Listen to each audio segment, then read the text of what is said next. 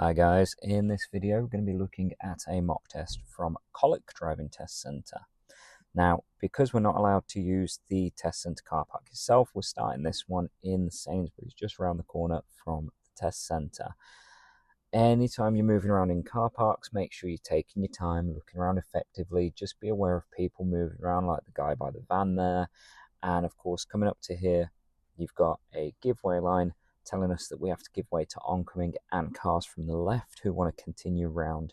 The pupil does a really nice job there of just holding back for the car on the left to go. So really watch out for those road markings, because sometimes the road going straight ahead of you isn't actually the continuing road like on this occasion. If you get caught out by that, of course, can result in a serious fault if you're not paying attention to those markings.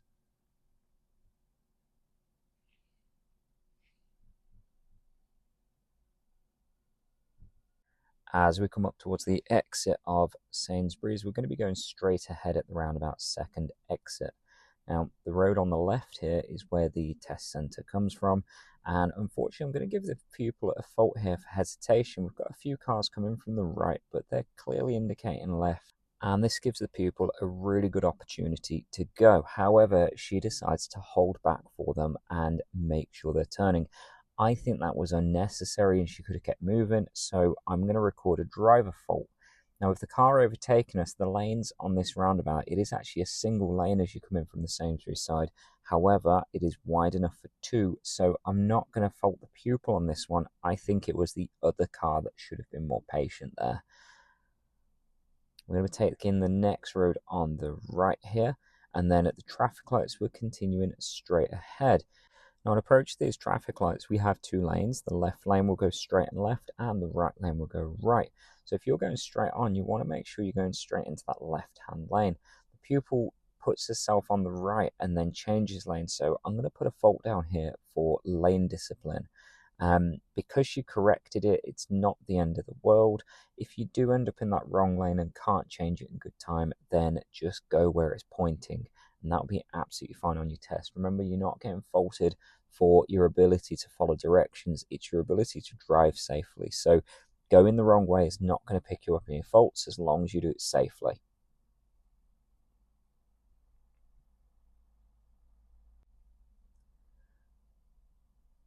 Up ahead, the road bends to the right, with the road in front of you being a left turn. So just like on the way out of Sainsbury's, you want to be paying attention to those markings and following the road as it directs you. Now, my Sat Nav does refer to it as a right turn, and it does the same a little further ahead. We want to be paying attention to the markings, because if you put a right signal on, it's misleading to other vehicles because you're not actually turning right, you're following to the right. And they may interpret that as you pulling into a driveway or intent on turning right after the bend. So be really careful not to mislead other drivers by signaling where you don't need to.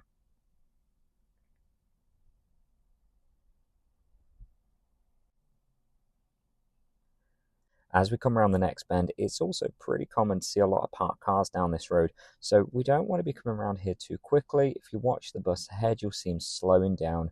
Now, this could be viewed as him slowing down for the parked cars. However, the left signal and the bus stop tell us that the bus is pulling over, so it gives us an opportunity to pass. I think the pupil made a really good decision there not to just sit behind the bus and stare at the back of it for 5 minutes. Going around it, if you can do so safely, is the ideal thing to do. So get on those mirrors, look around the bus and find an opportunity. If it's not safe to go, or you're not sure because you can't see enough, then of course waiting is the ideal choice. The mini roundabout here, we can only go left. Just be mindful of the crossing before and after the roundabout, very easy to get caught out by. And then of course coming down the high street, you can see the pupils holding a nice lowered speed, keeping her eyes moving on here. The mirrors being used is really essential as you come along here too, because you want to know what's coming up behind you if there's bikes catching you when you're at those lowered speeds. Sometimes you'll get mopeds like the food delivery drivers who will just filter straight through the middle, even though it's not really appropriate. And with the crossing there, just make sure you can get fully over it before you go into it. Don't ever enter that crossing area unless you can get out the other side. Taking a right turn here, we've got a zebra crossing as soon as we turn. We've got a parked vehicle on the left there, so a lot going on. You can see the pupil taking her time through here. If you look ahead, you'll see a Range Rover coming the other way, and I think this is the place the pupil should wait, where we should tuck in, fully and let that vehicle come through. However, she carries on, and this makes it a little bit uncomfortable as we go through the gap with that Range Rover. So I'm going to put a fault for judgment on that one for that meeting situation. I think she could have been far more defensive on that one and just kept the situation a lot safer. Asking the pupil to pull up on the left here, the examiners will ask you to do this several times on your test. All they want to see is that you can pick a safe place to pull over, that you're not blocking driveways or parking directly opposite parked cars in a way that blocks the road, and that when you move on again, you're checking your blind spot and you're pulling into a safe gap. And when you're pulling out and there's vehicles on your side of the road, of course, the important thing is to look for oncoming vehicles too. If you pull out straight into the path of an oncoming vehicle, you are going to fail your test. So you want to make sure you got a clear road when you move out. Quite a narrow road, so again you can see the learners carrying a very low speed, and we're taking a left turn. Look at the way the parked cars are on this junction and how slow the pupil approaches it. This allows her plenty of time to see into the road before committing to that gap. If you come around a corner like that and go straight into it and there's something coming the other way, you're going to get stuck, and it's going to end up with one of you having to reverse, and that of course is going to be a fail on your driving test. We don't want to rush into these side roads. Always take your time and make sure you can see before you commit fully to them. And coming down here, we want to keep a nice central position, lots of mirror checks to just keep an eye on the space. Because it's quite a narrow road, you don't want to be leaning too far either way, so keeping that nice central position is ideal there. As we turn left at the end, you see how slow the pupil's dealing with this. The view on the way out of this junction is really poor, so if you can't see what's coming nice and early, then you want to make sure you do that. Just really slow and really steady up to the junction.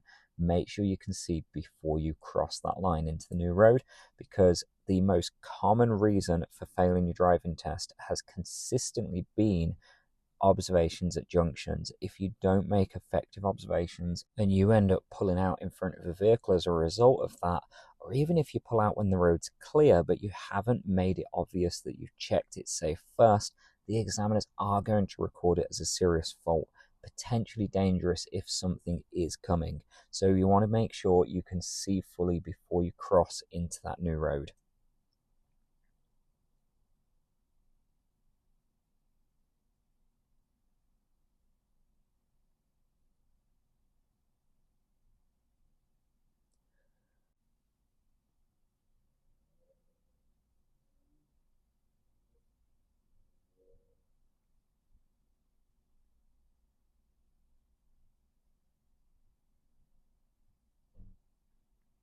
Just up ahead, you can see the traffic lights and the pupil lining up for the right turn at this one. If you're coming across the lanes like this, make sure you're covering your mirrors and you're signaling before you cross over those lines. Don't just drift over before you've checked it safe. And if there's anyone around, of course, those signals are essential. You want to let people know what you're doing. When we cross the lights as well, of course, you can see the Mini coming towards us. Let the cars coming towards you go first and then make your way across the junction. We don't want to rush across in front of them because it's their priority. And if you try and take their priority, the examiner may have to intervene, and that would result as a dangerous fault on your test. And of course, a dangerous fault would mean you do not pass your test. Up ahead, we've got a mini roundabout. There's no right turn on this one, so you'd be looking at the cars coming towards you who want to turn around to your left or their right. They would have priority over you, and the cars from the left there you can see holding back for the learner. So she's kept it moving, which is really good to see. Even where we do have priority, like on the mini roundabout, you do want to make sure that those other vehicles are responding to you. Go with a bit of confidence, but equally that readiness that they may make a mistake and misjudge the situation. Up ahead, you'll see the white van on the left. There is a left turn just after that van, and we're going to be taking that turn. Just like earlier, it's a very tight road. It is very hard to see into, so we want to come in with a lowered speed, but noting it's a one-way street, we shouldn't see anything coming the other way. It doesn't mean it will be clear, of course, because sometimes people do make mistakes, and you may even have pedestrians crossing the road or cyclists moving around. So don't rush into those roads, even though the one-way should give you a clear path into it. It does get quite narrow up ahead, and unfortunately my pupil gets a little bit close to this BMW on the left, so I've had to push the wheel slightly to bring her away from it. That is going to go as a dangerous fault because I've had to intervene physically with it. Now what happened was the pupil was focusing on the right hand side too much as she came up to that car, and as a result she went too far to the left, and that's where the problem came in. The end of the road, notice how the pupil is leaning over to the right because it's a one-way street and you've got no incoming traffic. You can use the whole width of the road. So if you're turning right, you want to be on that right-hand side ideally. So really good line up there. Despite the fault that she made, she's not letting that distract her. The pupil is carrying on with as much confidence as you can hold after that, bless her.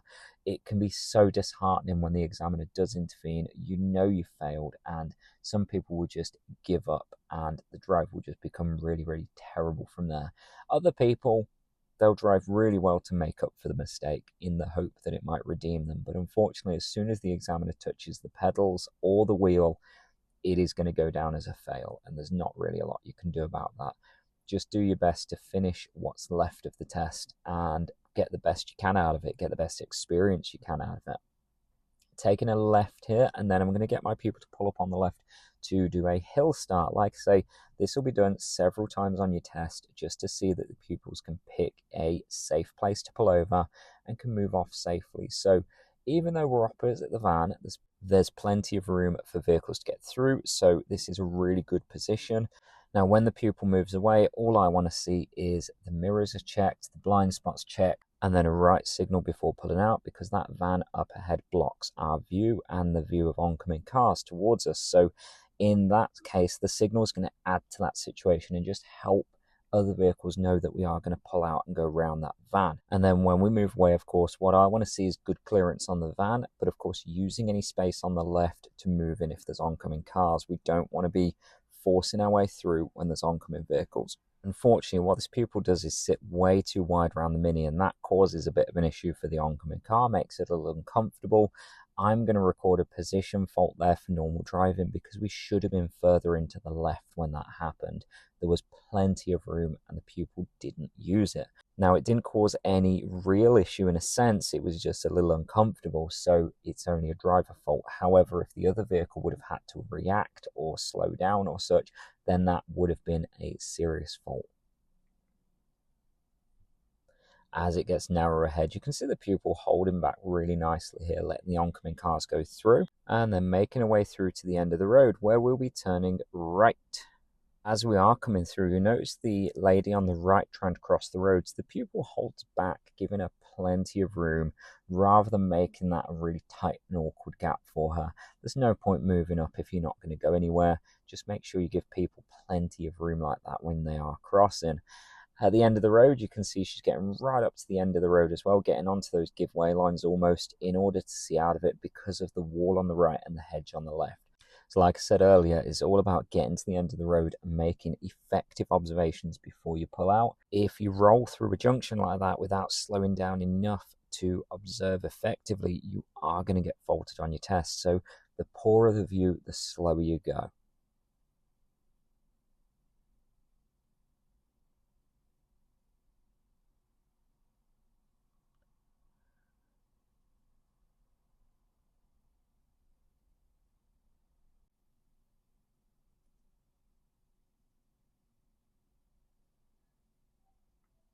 Just up ahead, we're coming into Carlton High Street, and anytime you're entering a high street, you want to keep your eyes moving for pedestrians moving around, for cars pulling up and moving off, for doors opening, and just generally being more aware of the busier area. So travel through at a lowered speed, keep checking your mirrors frequently, and keep looking around side to side. You've got plenty of parked cars, as you can see. There's more pedestrians moving around.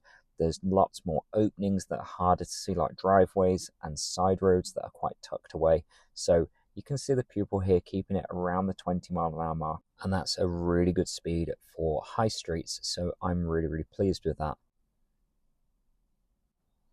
Just in a moment, you're going to see a pigeon flap across the windscreen, and my pupil jumped at this, bless her. She was so nervous that just the pigeon being that close caused her to jump. It's pretty normal to be nervous on your test, and sometimes things like that can spook you, of course. You've just got to try and keep yourself calm and keep yourself focused on what you're doing up ahead. Don't get distracted too much by other things, because something like that can cause a distraction or just those nerves to become heightened because it's unexpected. So you just got to make sure that events like that don't cause you to flap. You want to make sure you're keeping yourself focused on your own driving.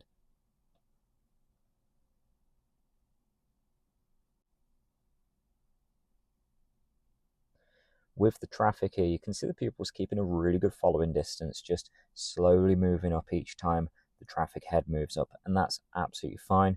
Allow the car in front to move away before you move up, and that way you're never going to get too close. If you start moving before they do, you're just going to close up that gap, and then you're relying on them moving. So we don't want to rely on the other drivers to do things.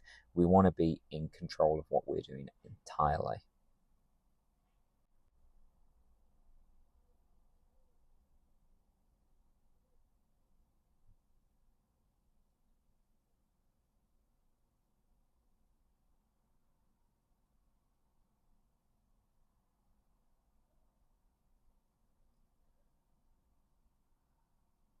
As we come down this road here, we're going to come to a set of traffic lights where we'll be turning left. Now, I just want to point out on the left here, the large blue sign that is a bus lane sign, and it's got a time restriction in there.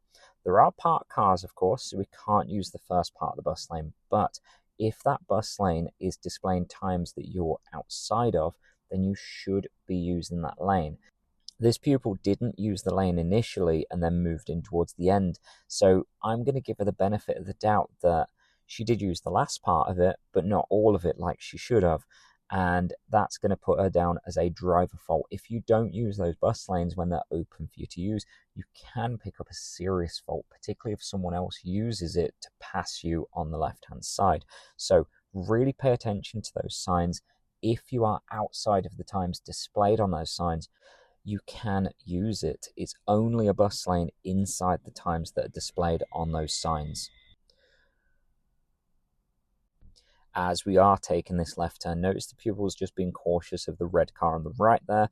They were looking to move over to get around the cars in front that were turning right. So that level of awareness is a really good thing to see on your test.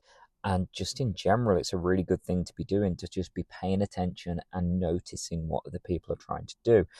Now, missing something like that could result in us misleading them by not driving appropriately to what they're telling us they want to do. If you slow down without meaning to, they could see it as you inviting them in and could end up pulling over, and that could cause you to then react to them, and that's going to heighten your nerves. It's going to create a heavy reaction, and it's going to make you less comfortable on your drive. So really pay attention to what other people are doing. Really look out and try and predict how their behaviors are going to affect you. Another pull up on the left and move on again, and a little bit of a wobble from the pupil here. Not a massive deal, but ideally we pick our spot and we want to pull straight into it. The reason I faulted her for this one is because she started leaning out again and then corrected herself. This was caused by being too focused on that left-hand mirror rather than looking forward when she was pulling over. So the way to do it, in my opinion, is you check your mirrors and signal once you've picked a place already, and then just drive straight up to that place. Once you've stopped, then you check that you're close enough to the curb.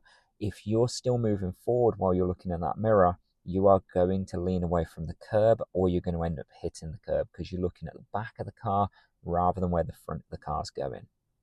At the roundabout, we're going to be taking a left turn. You can see the two lanes there. So you want to make sure you're getting fully into your lane before you enter this roundabout, watching for traffic from the right, of course, and then if it's safe, like the pupil did here, keep it moving.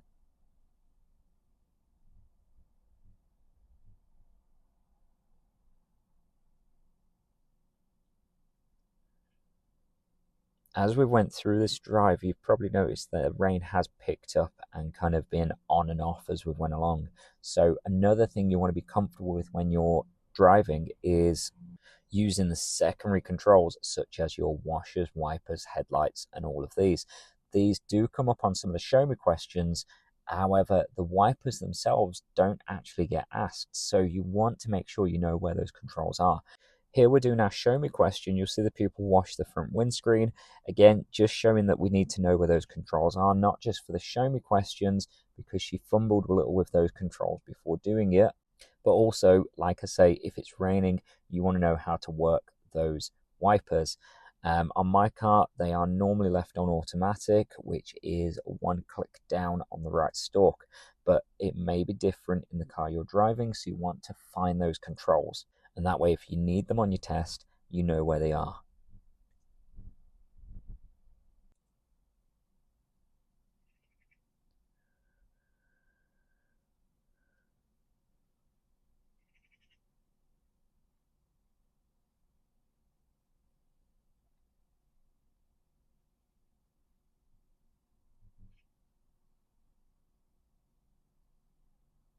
Another tight turn as we come in, and again we want to make sure we can see along that road before you put your nose into the middle of it.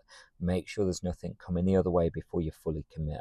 I'm going to get my pupil to pull up on the left now and do an angle start. This is where the examiner will ask you to pull up behind a parked vehicle about a car length away and then move out around it again.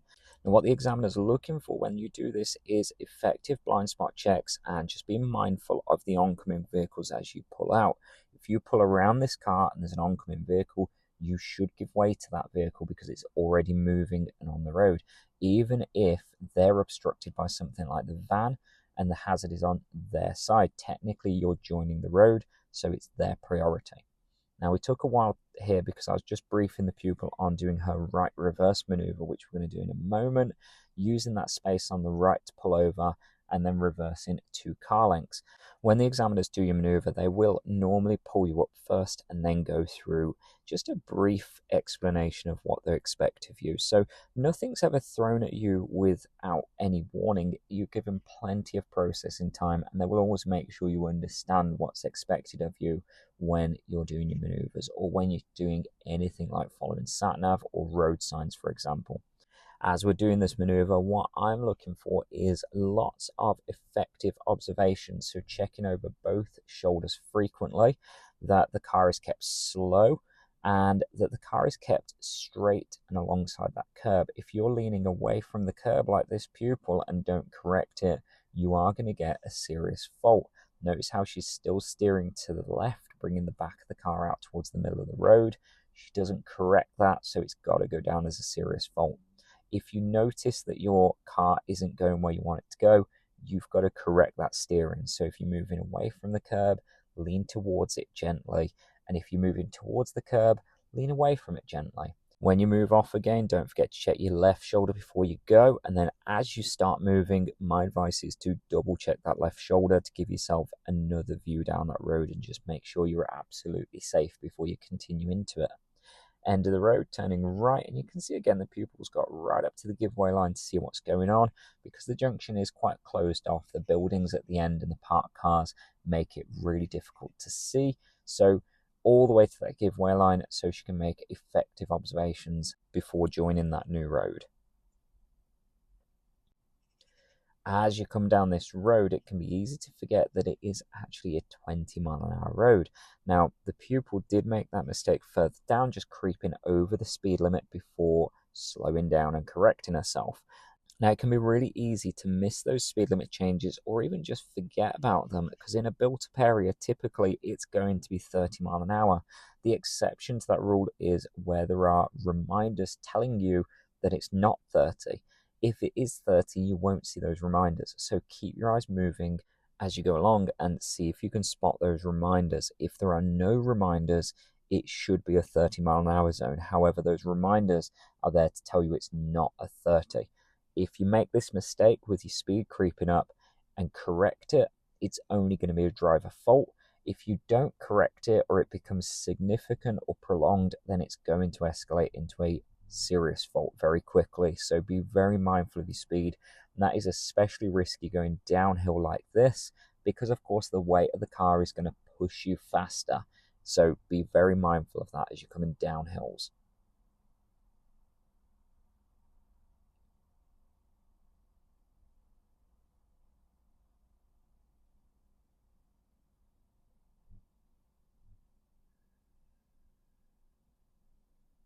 On your left there is one of those 20 reminders, just in case you haven't spotted any yet.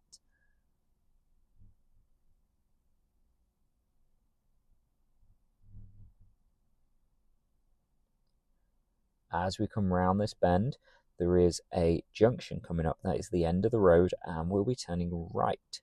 Notice the speed change back up to 30 as we join the new road here. So we know that we're in a 30 zone. So as we go along, we will no longer see any more of those small repeater signs telling us about the speed limit.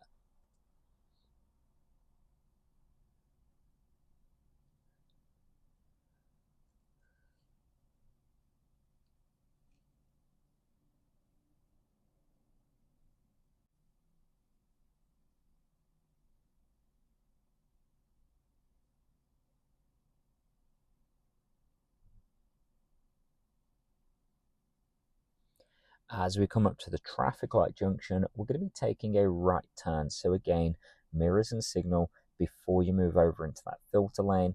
Now, some people say about the fuel garage on the right there that maybe we shouldn't be signaling because of that. I think we should be, because our intention is for the traffic lights.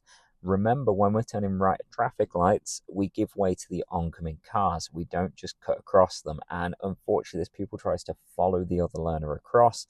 As a result, I've unfortunately had to brake for her, which has got to go down as a dangerous fault. Like I said earlier, if the examiner intervenes, you can pretty much guarantee you've got yourself a dangerous fault. So the idea of when you're driving is you don't want the examiner helping you. If they give you verbal instructions to correct something, then of course that could be a serious fault as well. But don't overthink it, leave it where it is, and they'll talk about it at the end. Just try and make the best of what you've got left with your driving test if you do make a mistake that causes them to intervene, because you will learn from it and you'll be able to build your experience up from it either way. Coming down this road, we've got quite a lot of parked cars. So again, you can see the learner carrying a lowered speed as we go through, and that allows her to move in and out of the gaps more safely. She's also using the mirrors more effectively on this one and giving those parked cars plenty of room, which is great to see. So ideally, when we pass parked cars, we want to leave enough room that the door can open without us hitting it. If you're closer than that, then you account for that by traveling at a reduced speed. And of course, if you find a gap that you're not confident you can fit through, don't go into it. Make sure you hold back and let the other traffic come through first. And that way, you will keep yourself safe.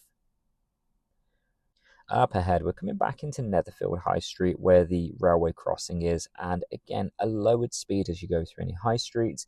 With the railway crossing, make sure you can get across to the other side before you enter it. So we can see the road's nice and clear. The lights haven't come on, so we're good to go. And the pupil keeps it moving.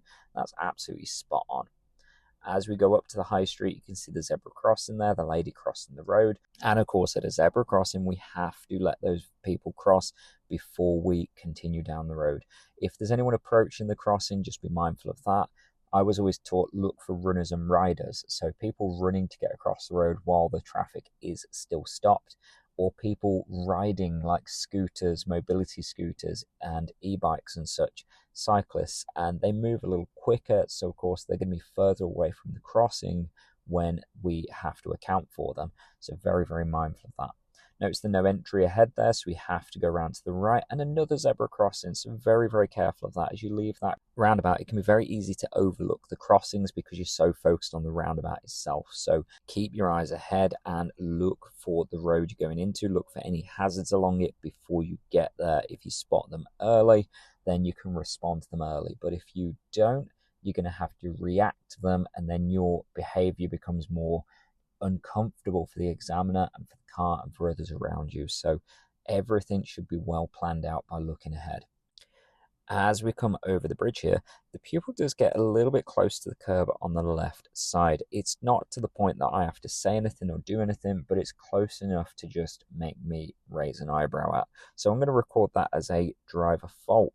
So you want to be very mindful of how close you're getting to those curbs. And of course, if you don't need to move in, don't move in close to the curb, because it's going to flag up as a fault if you're moving in too close unnecessarily.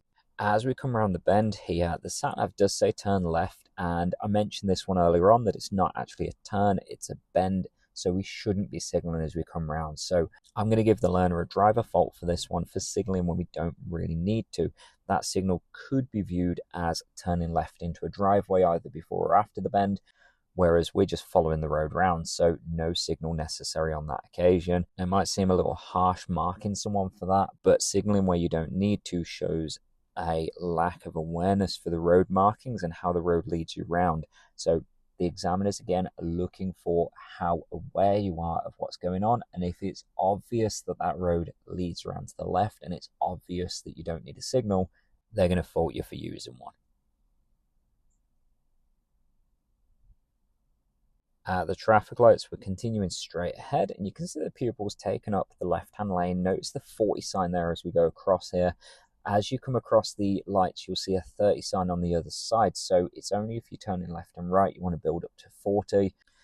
Up ahead, we've also got a warning about a giveaway coming up, so we know we're coming up to the end of the road where we'll be turning left, and that'll bring us back into Sainsbury's, where we're going to wrap up this mock test. So overall, it's not a terrible drive. There's some issues that could definitely be ironed out with a little bit of practice, clearance in particular, speed on that downhill, and traffic lights. The pupils are absolutely kicking herself when she got stopped at the traffic lights for trying to turn right across the oncoming car. It's so easy to make these mistakes when you're on your test and nervous, because this girl is normally a really decent driver, but put a mock test sheet in front of her and the nerves kick in, and that's pretty normal. So we want to be well above test standard when we go for that test, not just scraping the barrel to get through. And it's important you recognize that in your own driving, that if you're just about meeting the standard, you are probably not going to pass your test. You need to be well above that standard. That brings this video to an end, and as you can see, 2 dangerous faults, 1 serious, and then 10 driver faults. So some work to be done. Hopefully seeing these faults and how these pupils handled the situations has helped you in preparing for your own test. If it's been useful for you, please like, share, subscribe, and comment. I will keep these videos coming. Thank you ever so much for watching.